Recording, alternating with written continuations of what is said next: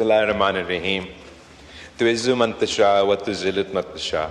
Oh Allah, you honor whom you will and you humble who you will. Janab Speaker, we bow our heads before Almighty Allah. They didn't realize कि आपके पास कुछ notes वगैरह का. वैसे तो नहीं होते लेकिन आज जी Janab Speaker, we bow our heads before Almighty Allah, who has blessed Pakistan with a military victory over India, with a diplomatic victory over India, and with a narrative victory over India.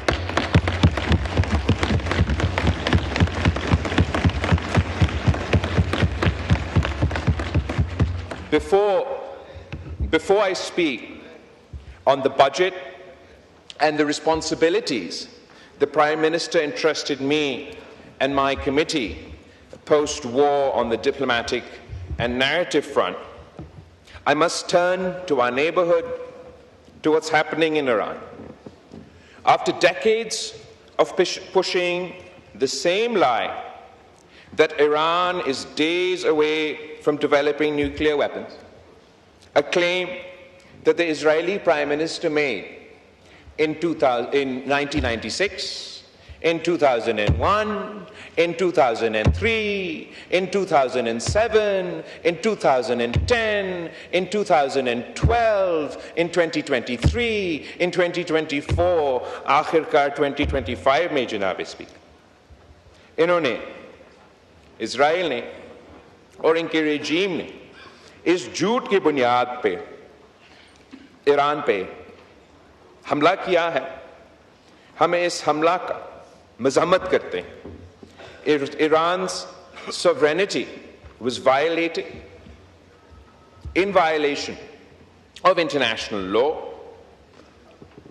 Military leadership was targeted not on the front lines or on a battlefield or in a war room, but while they slept in their homes in apartment buildings, resulting in the loss of not only their lives, but in the loss of lives of the innocent civilians in Iran. Not only were military leadership targeted, but scientists were targeted, Janab Speaker. Journalists and media institutions have been targeted, Janab Speaker.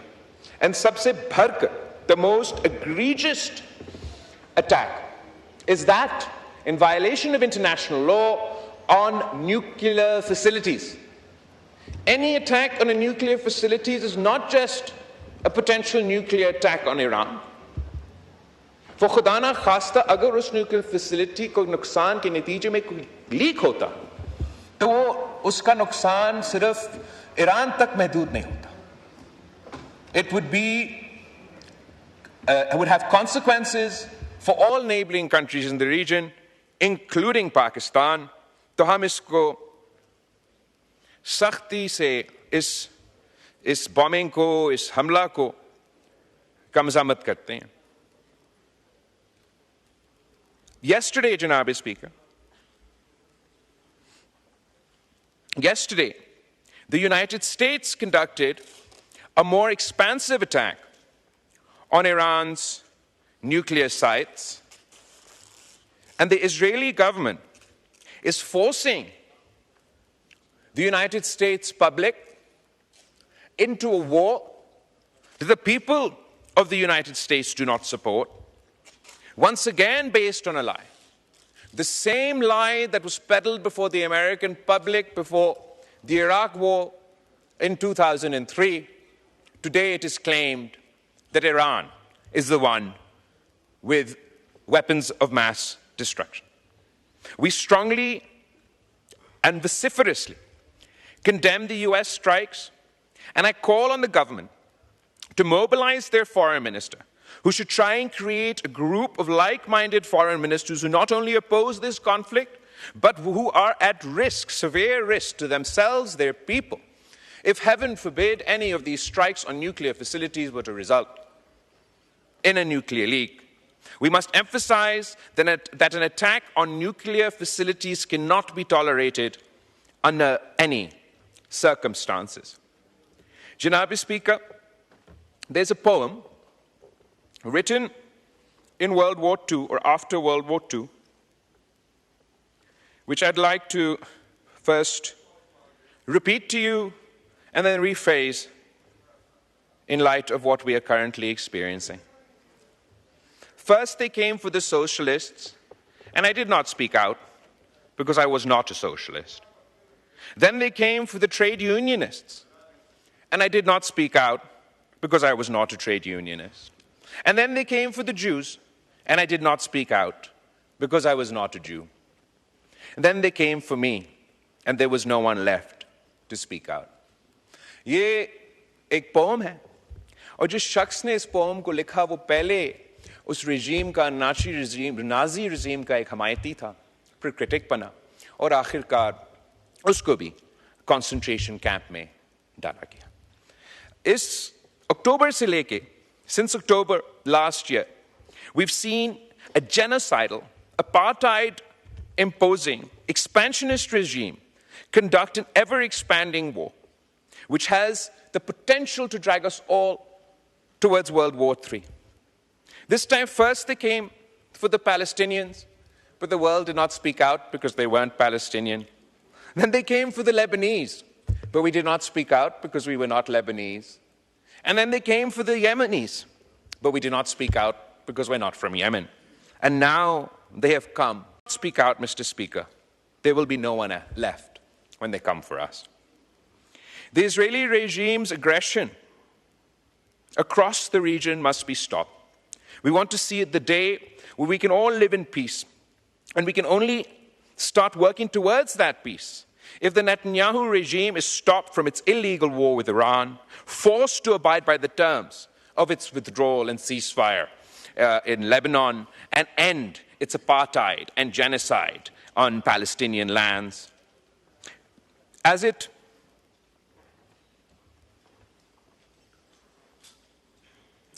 continues to bomb Iran, the world must not forget that this Israeli regime, this Netanyahu regime, is currently carrying out the forced starvation of Palestinians in the Gaza Strip.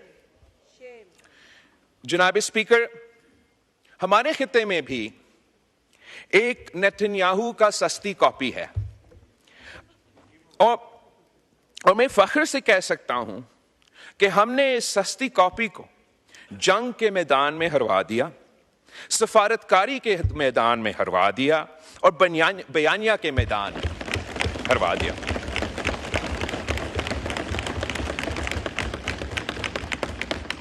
वज़ीर आज़म साहब ने और सदर मुमलिकत ने मुझे और हमारे committee को एक अहम जिम्मेदारी दी, और हम फ़ख्र के साथ कह सकते हैं कि जहां हम गए हमने पाकिस्तान का मौक़िफ़, पाकिस्तान का बयानिया पेश किया, और जहां जहां हम पहुंचे वहां पीछे पीछे उस सस्ती कॉपी का भी नुमाइंदे पहुंचे, वो भी अपना मुल्क का बयानिया, अपना मुल्क का मौक़िफ़ लेकर आए.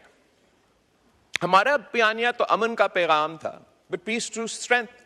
हम एक जंग जीत चुके थे, उनका एक जहाज गिरा चुके थे, और हमारा मौक़िफ़ ये कि हमने सीज़ फायर तो हासिल कर ली, लेकिन जब तक इस खित्ते में हम मुस्तकिल अमन कायम नहीं करेंगे तो ये ना पाकिस्तान के अवाम के मफाद में है, ना भारत के अवाम के मफाद में है. तीन अहम इश्यूज हैं जिस पे हमने आवाज उठाए. एक तो कश्मीर का मौक़िफ़, जो हमेशा पाकिस्तान के लिए एक अहम मौक़िफ़ रहा है. कश्मीर के अवाम के जो उम्मीदें हैं, जो उनका हक है, जहाँ तक यूनाइटेड नेशंस की रेजोल्यूशंस के मुताबिक, उस पे ना सिर्फ हमने बात किए, मगर अगर आप पिछले हुकूमत का 2019 में जब कश्मीर का हमला हुआ, खड़ा था, मैं उधर बैठा था, और हम सब ने देखा कि उसकी रिएक्शन में हमारा वज़ीर आज़म साहब ने उस वक्त कहा कि मैं क्या करूं, आप क्या चाहते हो कि मैं भारत के साथ जंग छेड़ दूं? अगर मेरा अल्फाज आपको गलत लगे, आप वो रिकॉर्डिंग देख लें. रिकॉर्डिंग हम सब ने ये देखा कि वजीर आजम साहब ने उठ के कहा कि मैं क्या करूं, आप क्या चाहते हो, मैं जंग छेड़ दूं। लेकिन मैं फख्र के साथ कह सकता हूं कि इस दफा जब कश्मीर पे हमला हुआ, जब पाकिस्तान पे हमला हुआ, भारत के तरफ से हमला हुआ, तो पाकिस्तान डरा नहीं, झुका नहीं, हमने जंग की और वो जंग जीत चुके। जब पिछला हुकूमत का रद्द अमल ये था कि हम कश्मीर हाईवे को आज के बाद श्रीनगर हाईवे कह देंगे, जब पिछला हुकूमत का रद्द अमल ये था कि हर फ्राइडे को बाद नमाज जुम्मा पाकिस्तान के अंदर हम सब खड़े होके, जहां भी हम होंगे वहीं के वहीं खड़े होके कश्मीर के लिए आवाज उठाएंगे, इस हुकूमत का जवाब यह था कि इन कच्चे जहाज गिराएं, उनको मजबूर किए कि सीज़फायर हो। और जो इन खान साहब के हुकूमत के बाद भारत जोर और शोर से कहता था कि कश्मीर हमारा अंदरूनी मामला बन चुका है, अब बैनुल अक़वामी ऑब्जर्वर्स हमारा ये टोर में मान रहे हैं कि ये तो एक आलमी इश्यू, इंटरनेशनल इश्यू बन चुका है। तो सबसे पहले सक्सेस ये है कि हमने कश्मीर कॉज को, जो माजी में अंदरूनी मामला में तब्दील कर चुका था, एक बैनुल अक़वामी मामला बन चुका है। ये कश्मीरियों का सबसे बड़ा कामयाबी है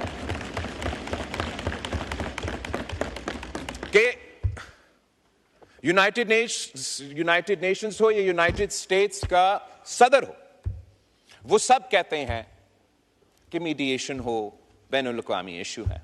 भारत भी बैनुल अक़वामी इंटरनेशनल तक तो वो खुद नहीं पहुंचे अभी तक।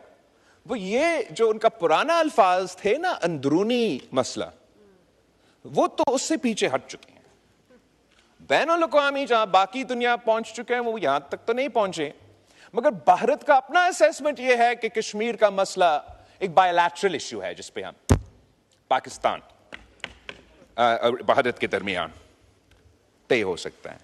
और कश्मीर के हवाले से जनाब स्पीकर, जिस तरीके से जगह जगह, चाहे वो यूनाइटेड नेशंस हो, यूनाइटेड स्टेट्स हो, यूरोपियन यूनियन हो, हर जगह एक ऐसा हमदर्दी है। इसलिए मैं समझता हूं कि दुनिया ये देख रहा है कि जो भी तरीक़ेकार इजराइल ने गजा में इंप्लीमेंट करने की कोशिश की, वैसा ही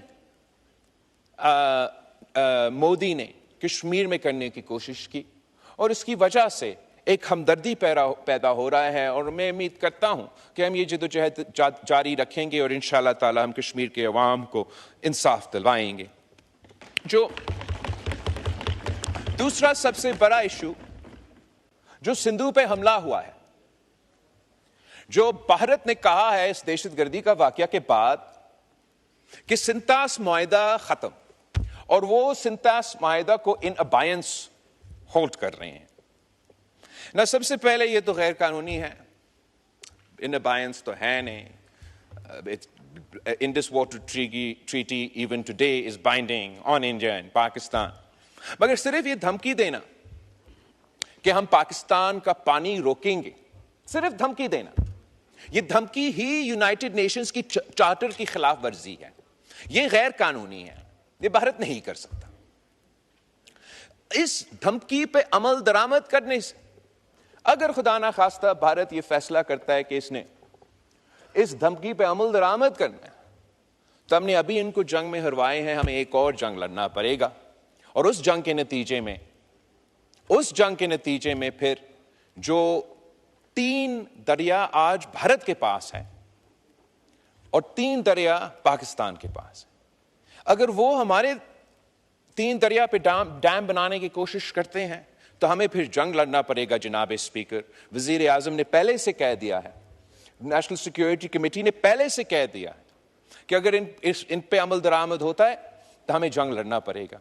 तो हम इंशाअल्लाह ताला एक तो जंग नहीं लड़ना पड़ेंगे, लेकिन अगर वो मजबूर होते हैं और उनको जंग का अगर हमें जंग लड़ना पड़ेगा तो फिर डिसरप्ट ना करें। हम जानते हैं कि हमारा एयरफोर्स, हमारे अफवाज जैसे अभी इनको इब्रतनाक शिकस्त दिलवाए, अगले आने वाले जंग में भी उस पोजीशन में हैं कि हम इनको इब्रतनाक शिकस्त दिलवाएं। तो भारत के सामने दो ऑप्शंस है जनाब स्पीकर, दो ऑप्शन।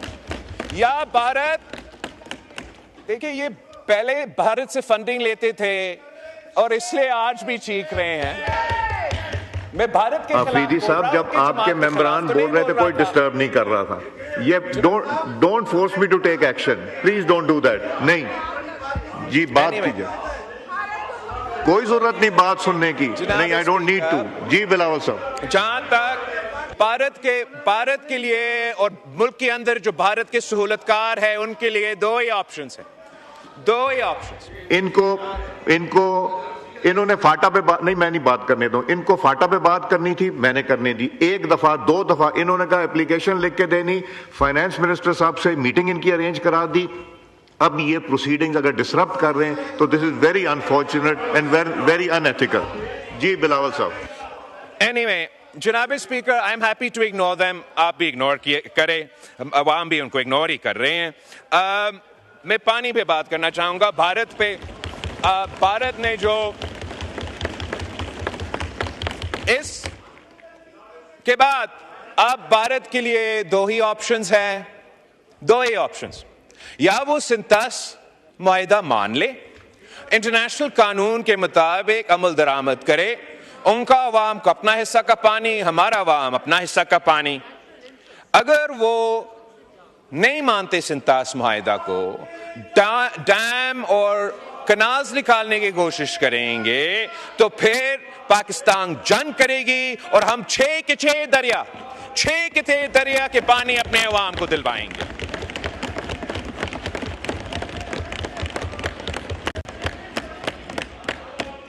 तीसरा इश्यू जनाब स्पीकर, वो दहशतगर्दी का इश्यू है। और भारत ने यह कोशिश किया कि दहशतगर्दी का इल्जाम पाकिस्तान पे लगाए और उनका हमला को जस्टिफाई करें। इस मैदान में भी जनाब स्पीकर, मैं फख्र के साथ कह सकता हूं कि भारत हार चुका, पाकिस्तान जीत चुका। भारत का कोशिश ये था कि पाकिस्तान को बाकायदा एक टेररिस्ट स्टेट डिक्लेयर किया जाए, पाकिस्तान का नाम से पुकारा जाए। वो चाह ये रहे थे कि चाहे वो फैटिफ हो, चाहे वो GSP प्लस हो, ये सारे जो फॉर्मूले इन फोरम्स में पाकिस्तान को नुकसान पहुंचाए। इस हद तक इन्होंने कोशिश की कि पाकिस्तान को अपना IMF पैकेज ना दिया जाए, मगर हर महाज पे पाकिस्तान जीता, भारत हारा। पाकिस्तान जीता तो भारत हारा। आपने अपना IMF के सिलसिले में एक सियासी जमात ने इस मुल्क में माजी में हमारा IMF का प्रोग्राम को नुकसान पहुंचाने की कोशिश की, वो नाकाम रहे। इस दफा भारत ने कोशिश की, वो नाकाम रहे। जहां हम गए जनाब स्पीकर, वहां तो पीछा भारत के नुमाइंदे आए। तो जब हम यूनाइटेड नेशंस में थे और हमने यूनाइटेड नेशंस के फोरम पे पाकिस्तान की आवाज उठाए और हमारा दहशतगर्दी के हवाले से मौक़िफ़ भी प्रेजेंट किया, भारत का भी पूरा कोशिश था कि उनका मौक़िफ़ प्रेजेंट किया जाए और पाकिस्तान को UN में वो साबित करे कि हम दहशतगर्द ममालिक हैं। मगर मैं सलाम पेश करना चाह रहा हूं पाकिस्तान का फॉरेन ऑफिस को, पाकिस्तान के सफीरों को, कि हमारा वहां निकलने के बाद जैसे ही पाकिस्तान और भारत का डेलीगेशंस न्यूयॉर्क से रवाना हो गए, तो पीछे क्या हुआ? यूनाइटेड नेशंस ने यह फैसला कर लिया कि जो भी कमिटीज यूनाइटेड नेशंस में हैं, जो दहशतगर्दी को देखते हैं, जो तालिबान को देखते हैं, वहां उन्होंने पाकिस्तान को मुंतखब किया कि आप पाकिस्तान इन कमिटीज का सरबराही करे और दहशतगर्दी का तो यहां भी अक़वाम मुत्तहिदा में जनाब स्पीकर पाकिस्तान जीत चुका है, भारत हार चुका है। उसके बाद जनाब स्पीकर हम अमेरिका के दारुल हुकूमत वाशिंगटन डीसी पहुंचे। वहां इजराइल लॉबी के बाद अगर कोई बड़ा लॉबी है तो वो इंडियन लॉबी है, और वो इंडियन लॉबी, इजराइल लॉबी और भारत की कमेटी ने मिलकर पूरी कोशिश की कि पाकिस्तान को बदनाम करे, पाकिस्तान को नुकसान पहुंचाए, और भारत की बयानिया को कहीं न कहीं से, स्टेट डिपार्टमेंट से, व्हाइट हाउस से, कांग्रेस में, किंग थिंक टैंक से, कहीं न कहीं से भारत का मौक़िफ़ को कोई न कोई सपोर्ट करे। मगर मैं फख्र के साथ कह सकता हूं जनाब स्पीकर कि हर महाज पे एक बार फिर भारत हारा, पाकिस्तान जीता। भारत कह रहा था कि हम दहशतगर्द हैं, हम दहशतगर्दी फैलाते हैं, और दुनिया उनके साथ है पाकिस्तान को इससे रोकने के लिए। जैसे जब हम उधर थे और फिर जैसे हम निकले, जो अमेरिका का अफवाज का अहम रहनुमा है वो अपना कांग्रेस का कमेटी से खिताब कर रहा था, और उस कमेटी का खिताब में उनका फौज ने ये कहा, अमेरिका के फौज ने ये कहा कि Pakistan has been a phenomenal partner in combating terrorism. तो ये भारत का बयानिया उनका हाउस में, उनका अफवाज की तरफ से, उनकी हुकूमत की तरफ से रद्द किया गया। वहां का जो स्टेट डिपार्टमेंट है, हमारा भी मुलाकातें हुए, उनके भी मुलाकातें हुए। उसके बाद मीडिया के इंटरैक्शन में उनका स्टेट डिपार्टमेंट के नुमाइंदे से सवाल पूछा गया कि क्या आप कश्मीर के कॉज में और भारत और पाकिस्तान का मसला में प्रेसिडेंट ट्रंप मीडिएट करने के लिए तैयार है?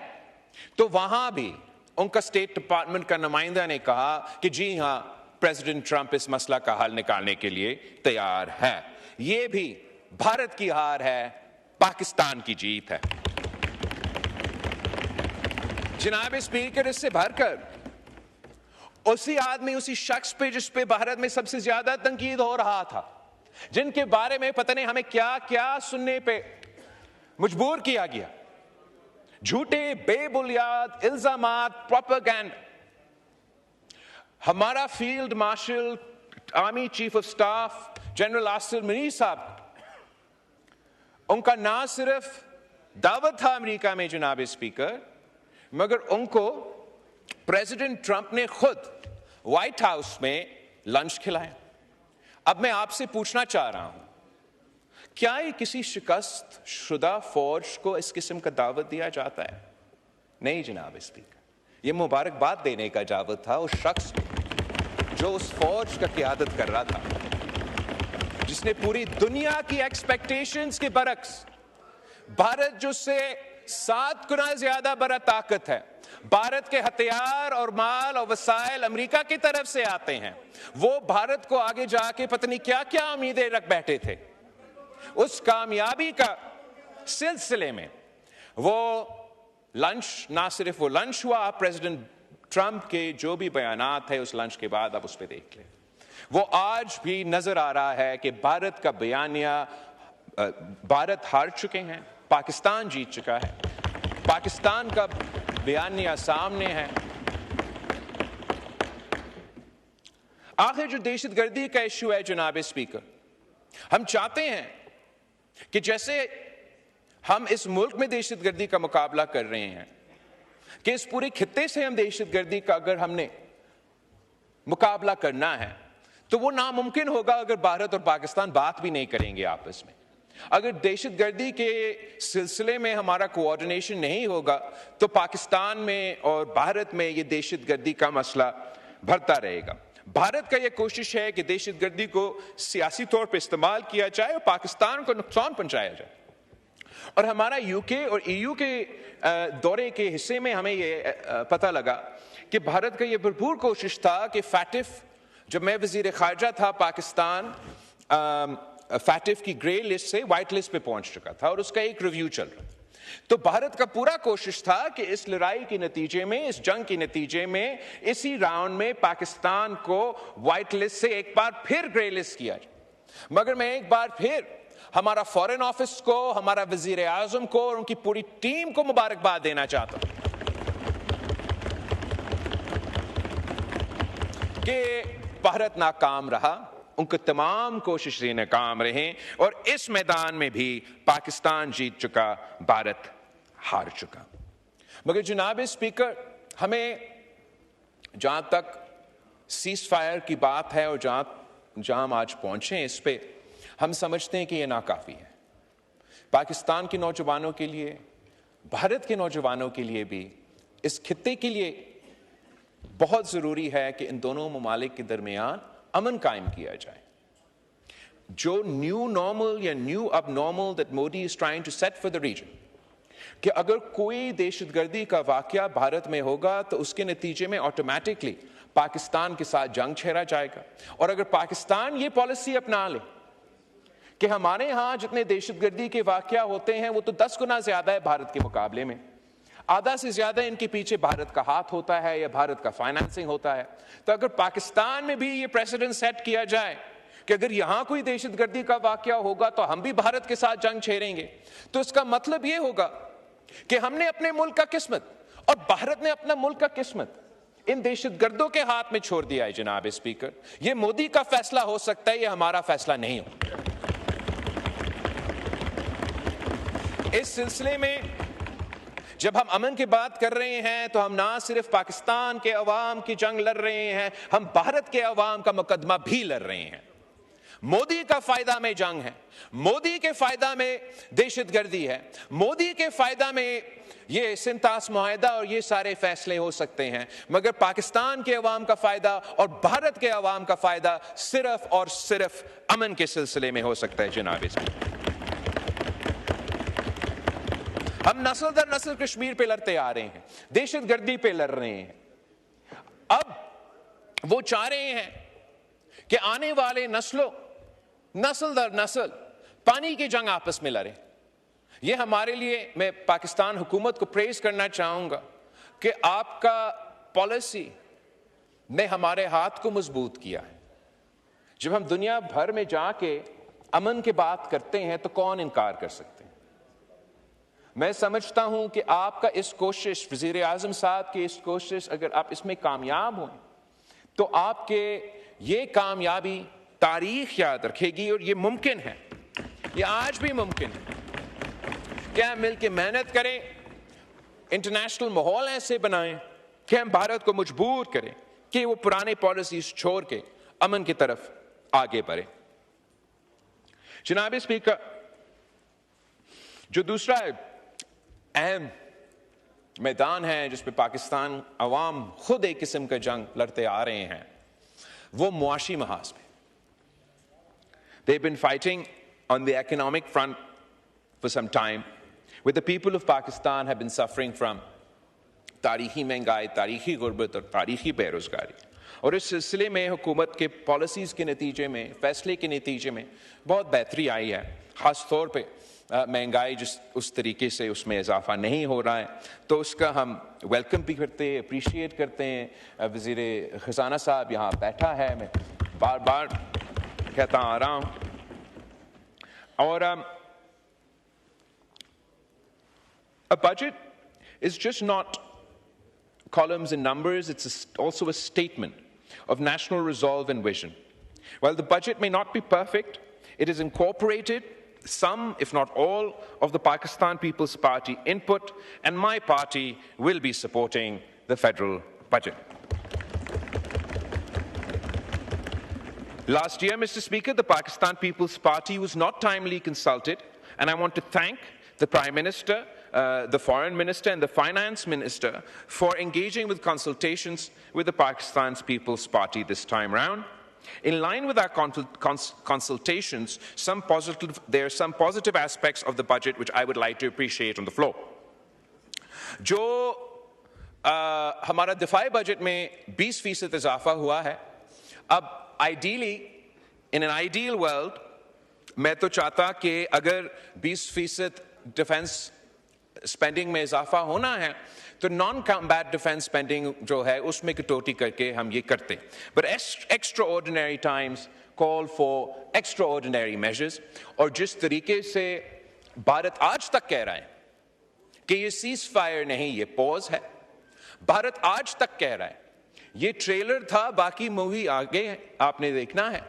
उनका वजीर आजम कह रहा है पाकिस्तान वरना मेरा गोली खाओ। इस सूरत हाल में पाकिस्तान और हमारा सिंतास मुआहिदा तोड़ने का ना सिर्फ उन्होंने धमकी की है, उनका वजीर ने कल भी कहा कि इसको हम बहाल नहीं करेंगे। तो इस सूरत में पाकिस्तान ने जरूर उस जंग का तैयारी करनी है। तो इस सिलसिले में उस तरीके से हमारा बजट में, डिफेंस बजट में इजाफा हुआ है।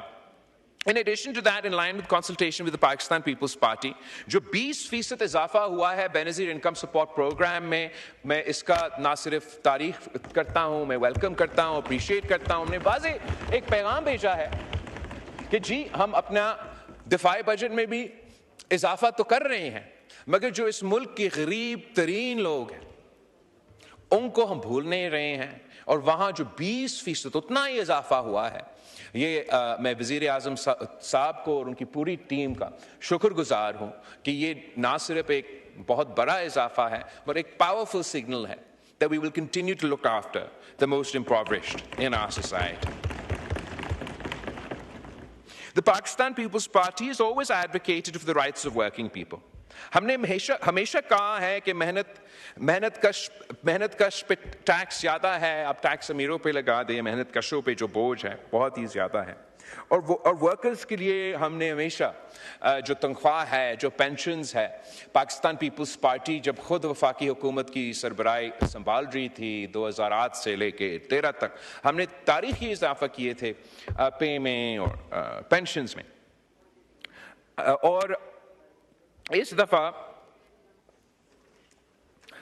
मैं समझता हूं कि एक जो बहुत बड़ा कामयाबी है जो हमसे अपने कंसल्टेशंस में शेयर भी किए, and it's been reflected in the budget, कि सैलरी क्लास पे, मेहनत कशों पे जो टैक्स लगाया जाता था, पहले जो ब्रैकेट था, द लोअर एंड ब्रैकेट जिसके नीचे आपको कोई टैक्स नहीं पे करना पड़ता, वो 6 लाख का था।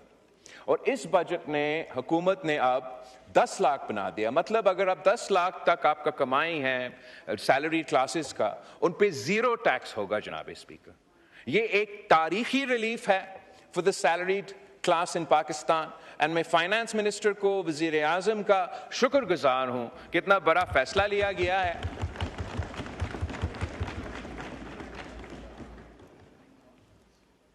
साथ साथ जो तनख्वाह है, जो पेंशन्स है, हम चाह तो ये रहे थे कि मज़ीद इजाफा किया जाए, और मगर चले उतना नहीं हो सका, लेकिन कुछ तो हो सका। और मैं अप्रिशिएट करता हूँ कि हुकूमत ने 10% इजाफा किया है तनख्वाह में और 7% इजाफा किया है पेंशन्स में। इट्स एट लीस्ट एक positive gesture to the working people of Pakistan के इनको हम मदद देने की कोशिश कर रहे हैं मुश्किल हालात में।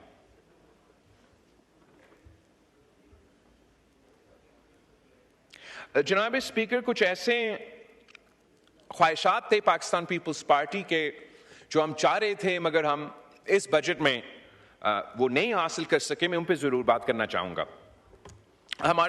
मेरे टीम को जब मैंने हुकूमत से कंसल्टेशन शुरू की, मैंने उनसे रिक्वेस्ट ये किया कि जो PSDP है पंजाब का, उसमें जनूबी पंजाब को 30% जो उनका हक है, उनका शेयर है, वो दिलवाया जाए।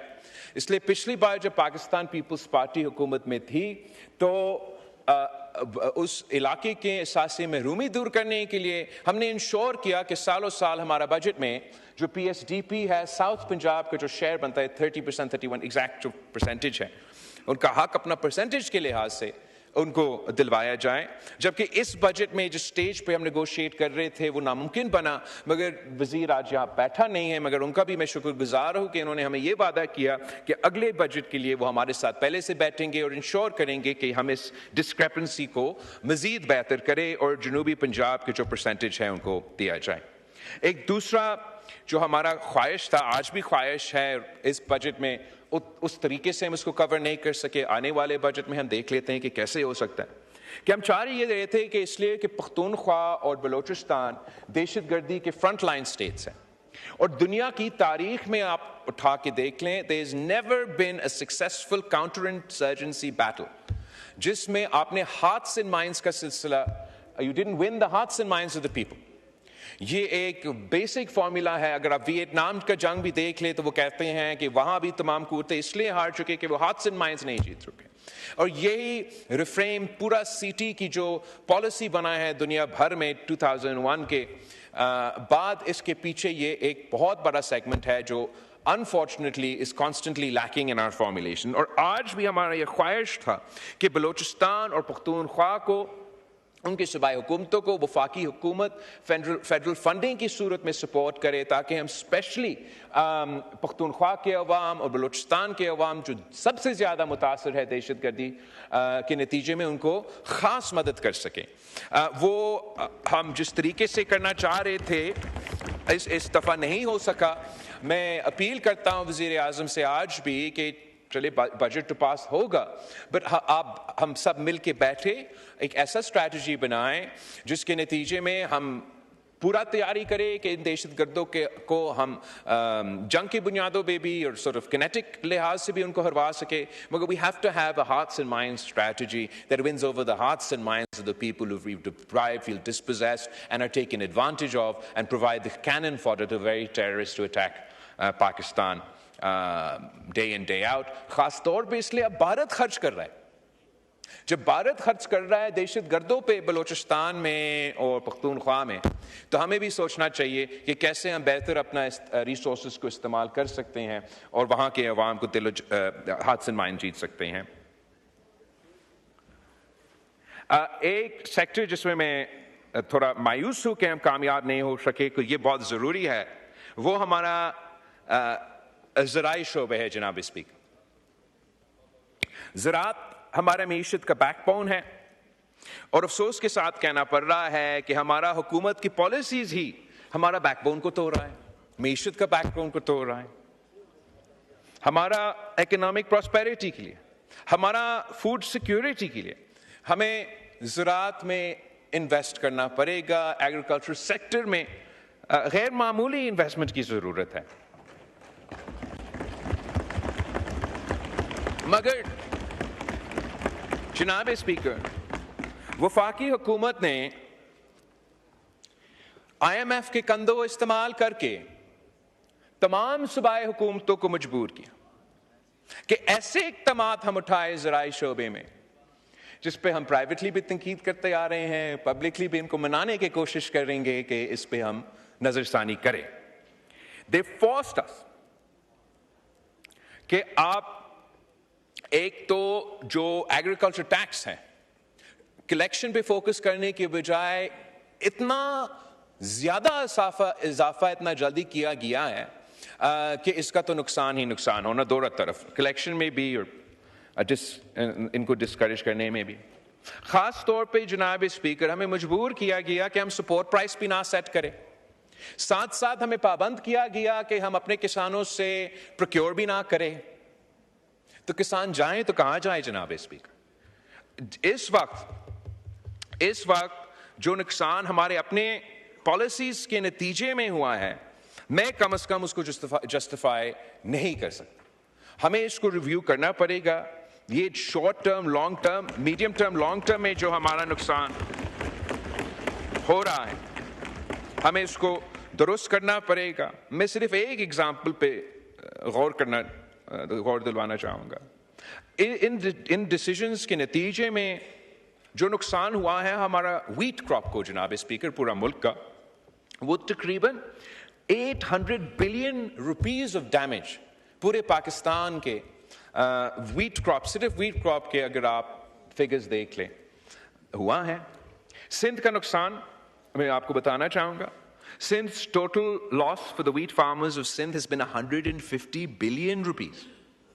उसमें से लड़कानों के किसानों का 24 billion rupees lost, सखर के 26 billion lost, शहीद Benazirabad 30 billion loss, Hyderabad division 22 billion loss, Mirpur खास 10 billion loss, Karachi 12 crore loss, and Thatta and Sajawal 4 billion loss. इससे ज्यादा जनाब स्पीकर पंजाब की बात करते हैं। पंजाब के फार्मर्स का लॉस कितना है? 622 billion. Bahawalpur alone, 109 billion rupees lost. DG Khan, 88 billion rupees lost.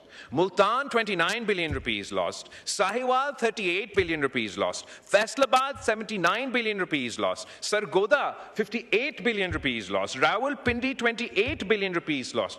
Gujarat, 46 billion rupees lost. Gujranwala, 42 billion rupees lost. Or Lahore, 57 billion rupees lost, Janabe Speaker. हमने किसानों को जवाब देना है। इस वक्त किसानों का मुआशी कत्ल हो रहा है। मैं अपील करता हूं जनाबे स्पीकर आपके थ्रू वजीर आजम को कि एग्रीकल्चर इमरजेंसी डिक्लेयर किया जाए।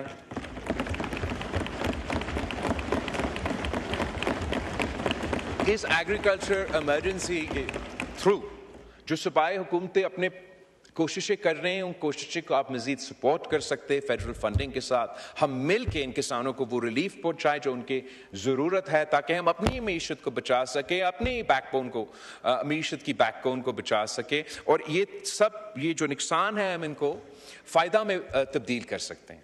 जब पीपल्स पार्टी की हमने इन्हीं टूल्स जो आपने बैन किया, इन्हीं टूल्स को इस्तेमाल करके जब सदर ज़रदारी पहली दफ़ा सदर बना था, तो हमने जो सपोर्ट प्राइसेस है जो अब उन पे पाबंदी है, उनमें इजाफा करके हमने पाकिस्तान को एक फूड इनसिक्योर नेशन, एक नेशन जिसने वीट को इंपोर्ट करता था, राइस को इंपोर्ट करता था, शुगर को इंपोर्ट करता था, एक साल के अंदर ही अंदर हमने वीट भी एक्सपोर्ट करना शुरू कर दिया, राइस भी एक्सपोर्ट करना शुरू कर दिया और शुगर भी एक्सपोर्ट करना शुरू किया। और ये कैसे किया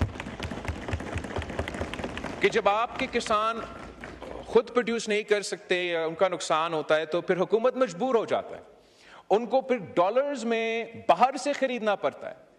तो पाकिस्तान के टैक्स का पैसा इस्तेमाल करके फिर हम यूक्रेनियन फार्मर्स को फायदा पहुंचते हैं, उनका हम क्रॉप खरीद सकते हैं।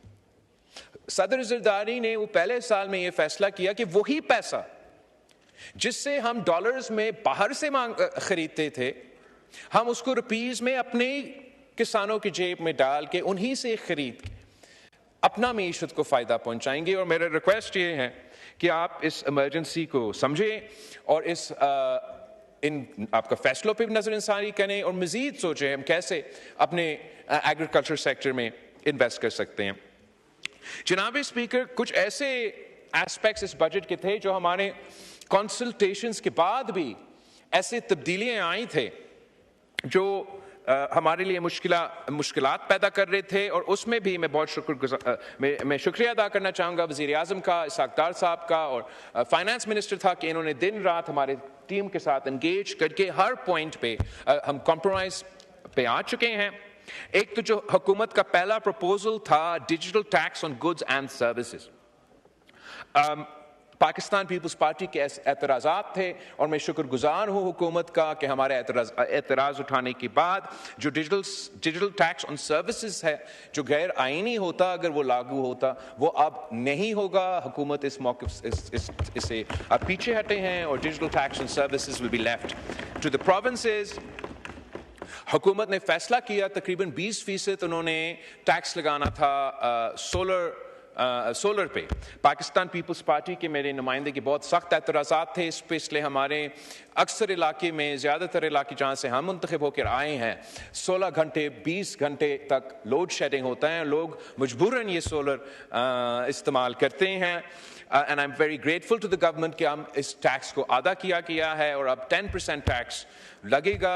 हमारा ख्वाहिश ये होगा कि आगे जाके हम इस टैक्स को मज़ीद कम करें और जो ग्रीन एनर्जी ऑप्शंस हैं उनको कम से कम टैक्स किया जाए ताकि हम उनको इंकरेज करें। मैं जानता हूँ कि बहुत बड़े लॉबीज़ है जो पहले भी चाहते थे, आज भी चाहते हैं कि हम एडिक्टेड हो फॉरेन हाइड्रोकार्बन्स पे, मगर पाकिस्तान को इसको अपने ग्राउंड पे खड़ा होकर रेजिस्ट करना पड़ेगा। And I really appreciate that the government has brought the solar tax down by 50% after discussions with the Pakistan Peoples Party. एक और आई थिंक खास मोहब्बत है हमारे, आज मौजूद नहीं है वरना मैं ज़रूर उनके सामने शिकायत करता, लेकिन पाकिस्तान पीपल्स पार्टी और हुकूमत के बातचीत के बाद अचानक प्लानिंग डिपार्टमेंट ने सिंध का जो हायर एजुकेशन बजट है उसको आधा कर दी जनाब स्पीकर। मतलब 50% कट। उस सूरत में आप हमें बहुत मुश्किल में डाल दिए गए, मगर हम बहुत शुक्रगुजार है ना सिर्फ वज़ीर आज़म का, डार साहब का, फाइनेंस मिनिस्टर का, कि इन्होंने नेगोशिएट करके बातचीत करके वो पूरा वापस कर दिया है, एंड अब उतना ही रखा गया है जितना वादा किया गया था।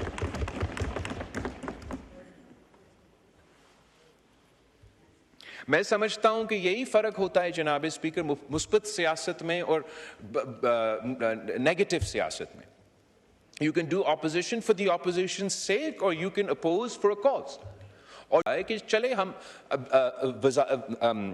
कैबिनेट में मौजूद नहीं है, लेकिन हम कौम के नुमाइंदे हैं, हम इधर मुंतखब होकर आए हैं उनके वसाइल पे बात करने के लिए, हुकूमत से सियासी तौर पे, जमहूरी तौर पे इंगेज करके हम अपने जो ख्वाहिशात है या अपने जो अवाम के मुतालबे हैं वो हुकूमत तक पहुंचा सकते हैं। और उस तरीके से इस बजट में ऐसे ऐसे चीज़ें शामिल कर चुके हैं जिससे मैं अब खुशी के साथ हुकूमत के साथ वोट करूँगा। और मैं अपोजिशन से भी या अपोजिशन में बैठे हुए जमातों से भी अपील करता हूं कि जब तनकीद करना आपका हक होता है, आप तनकीद करें। यह भी एक रास्ता है कि अगर ऐसी जगह है जहां आप समझते हैं कि कोई मुस्बत तब्दीलियां आ सकते हैं, तो आप हुकूमत से बात कर सकते हैं, हमसे बात कर सकते हैं, और हम एक पॉजिटिव प्रपोजल्स हुकूमत के सामने लेकर आ सकते हैं जिसका फायदा वहां हो सकता है जहां आप मुंतखब होके यहां आके बैठे हैं, जहां आपका रोल है बतौर ऑपोजिशन कि आप ऑपोजिशन करें। वहां आपका जिम्मेदारी है, खास तौर पे खैबर पख्तूनख्वा में जहां आपका सूबाई हुकूमत है, कि आप अपना अवाम को वो हक पहुंचाएं। मैं समझता हूं कि इंशाअल्लाह ताला वो अपना स्ट्रैटेजी अगर तब्दील करेंगे तो ना सिर्फ पीटीआई का फायदा होगा, पूरा मुल्क का फायदा हो सकता है। हर चीज पे जनाब स्पीकर उनका एक ही मुतालबा होता है, एक ही इशू होता है। अगर आप एग्रीकल्चर की बात करें, उनका कोई दिलचस्पी नहीं है, वो सिर्फ कहते हैं कि कैदी को रिहा करो। आप अगर दहशतगर्दी के लिए हाथ्स एंड माइंस पे चाहते हो कि दहशतगर्दी के मुकाबला करने के लिए अवाम को कोई फ़ायदा मिले, वो कहते हैं नहीं, कैदी को रिहा करो। हम कहते हैं कि दहशतगर्दों का मुकाबला करना है, बलूचिस्तान में 9 बम धमाके हुए हैं, कैदी को रिहा करो। हम कहते हैं कि भारत ने जंग छेड़ा है, जंग का माहौल है, हमने जंग लड़ना है, नहीं, कैदी को रिहा करो। पाकिस्तान के अवाम जरूर एक हिस्सा जो अपने आप को आपके वोटर्स, आपके वर्कर्स समझते हैं, उनका ये मुतालबा होगा, लेकिन बाकियों का ये मुतालबा नहीं है। इनका तो ये दूसरा मुतालबा है कि उनको वहीं के वहीं रखें। तो इस मुतालबा के साथ साथ मेरा अपील है कि अवाम के इश्यूज को भी उठाएं। शायद अगर आप इस इशू के अलावा कोई इश्यूज उठाएंगे तो शायद आपको नजर आएंगे कि इधर भी और इधर भी आपके कुछ लोग मिलेंगे जो उन इश्यूज को, अवाम के इश्यूज को सपोर्ट करने के लिए तैयार होंगे। जनाब स्पीकर, कंक्लूड करने से पहले मैं एक जरूर इस बात पे गौर करना दिलवाना चाहूंगा कि जो भारत ने ये ऐलान किया इंडस वाटर ट्रीटी के हवाले से, जो सिंधु पे मोदी ने हमला किया है, इसका दफा करना हर पाकिस्तानी का, हम सबका जिम्मेदारी है। और मैं हुकूमत से अपील करता हूं कि जो भी फैसले वो लें, चाहे वो फॉरेन पॉलिसी के लिहाज से या अंदरूनी लिहाज से, उनको इंश्योर करना चाहिए कि पाकिस्तान का केस इंडस वाटर ट्रीटी में मजबूत किया जाए, कमजोर ना किया जाए। बहुत जरूरी है कि हम ये इंप्रेशन ना दे कि पाकिस्तान इस थ्रेट को कोई इजी ले रहा है। भारत ने जो ऐलान किया और उसके बाद इंडस वाटर ट्रीटी के हवाले से 2-3 दफा अब इन्होंने जो इनका जिम्मेदारी थे वो पूरा नहीं किए। उनको जरूर हमें ना सिर्फ एहतजाज करना चाहिए अप्रोप्रिएट फोरम्स पे, मगर इंडस वाटर ट्रीटी के जरिए ही उनको चैलेंज करना चाहिए। हमें ऐसे कोई कदम नहीं उठाना चाहिए पाकिस्तान के अंदर जिससे ये मैसेज जाए भारत को कि हमने तो कबूल किया है कि आप ये करने जा रहे हैं। मैं जानता हूं कि एक लॉबी है इस मुल्क में, जैसे ये चाहते हैं ना कि हर इशू के पीछे वो कैदी को रिहा करो, तो एक दूसरा लॉबी है जो समझता है, जो चाहते हैं, जो एक दूसरा लॉबी है जो हर मसला का हल डैम बनाना समझता है। तो जनाब स्पीकर, हम समझते हैं कि बिल्कुल जहां फाइनेंशियली, सियासी और टेक्निकली बुनियाद पे बनता है डैम बनाएं। हमने भी बनाए हैं दोनों तरीके से। लेकिन जहां हम खड़े हैं इस वक्त, जहां भारत ने यह ऐलान किया है कि हम इंडस वाटर ट्रीटी को नहीं मानते, और भारत ने कभी उसको कबूल नहीं करेंगे और धमकी या इशारे दे रहे हैं कि वो भी शायद कोई डैम बनाएंगे या कोई कनाल निकालेंगे। अगर पाकिस्तान का ये लॉबी हमें मनाता है कि हमें भी कोई ऐसा कदम उठाना पड़ेगा, तो ये बहुत बड़ी गलती होगा जनाब स्पीकर। इसका मतलब ये होगा कि जिस जंग का हम कह रहे हैं ना कि ये अगर करते हैं, अगर भारत अमल दरामद करता है तो हम जंग करेंगे, ये जंग लड़ने से पहले शिकस्त मानने की बात है। मैं हुकूमत की ये पॉलिसीज इस बजट में, जिन्होंने जो अप्रूव डैम्स हैं, जो गैर मुतनाज़ा डैम्स हैं, जो टेक्निकली साउंड डैम्स हैं, उनके लिए जो फंडिंग रखा है, मैं उनके साथ देता हूं, उनको सपोर्ट करता हूं और एडवाइस ही कर सकता हूं कि ऐसा कोई गैर जिम्मेदाराना या गैर सोचा समझे ऐसा फैसला या ऐलान ना करे जो मजीद मुश्किलात पैदा कर सकते हैं। हमने देखा और हम समझते हैं वैसे ही भारत ने अगर इंडस वाटर ट्रीटी को मानना है या नहीं मानना है, अमल दरामद करना है या नहीं करना है, हम वैसे ही पानी की किल्लत के शिकार हैं। और इस पानी की किल्लत को मौसमी तब्दीली के सामने रखते हुए हमें फ्लड इरिगेशन से स्मार्ट इरिगेशन की तरफ जाना पड़ेगा। पाकिस्तान रूस के बाद सबसे बड़ा जो इरिगेशन नेटवर्क है वो पाकिस्तान का है। फ्लड इरिगेशन का तरीक़ाकार हम इंडस वैली सिविलाइजेशन से लेके आज तक इस्तेमाल कर रहे हैं जनाब स्पीकर। जब दुनिया भर में पानी का इतना कदर होता है कि एक एक ड्रॉप को गिना जाता है, इट मेक्स नो सेंस कि सालों साल पाकिस्तान फ्लड इरिगेशन पे ही ये हम जोर देते हैं। अगर हम आज इन्वेस्ट करते हैं इस ट्रांजिशन में, आज इन्वेस्ट करते हैं, तो कल के लिए हमारे तैयारी होगा। अगर हम लेट हो गए, बाद में जो पानी की इतना किल्लत है तब सोचते हैं, तो perhaps it will be too late. I request the government कि आप सूबाई हुकूमत के साथ मिल के इस पे बात करें। We're happy to do provide our share of funding आपके साथ मिल के, खास तौर पे ये जो फार्मिंग के मंसूबे हैं और ये दूसरे मंसूबे जो हम करने चाह रहे हैं, हम स्मार्ट इरिगेशन के थ्रू, अगर हम स्मार्ट इरिगेशन करते हैं तो जहां हमारा इस वक्त आबाद इलाके हैं, जहां एग्रीकल्चर चल रहा है, उनको भी फायदा पहुंचा सकते हैं, और जो चोलिस्तान और थर के इलाके हैं, बचा हुआ पानी को स्मार्ट इरिगेशन के जरिए हम वहां पहुंचा सकते हैं।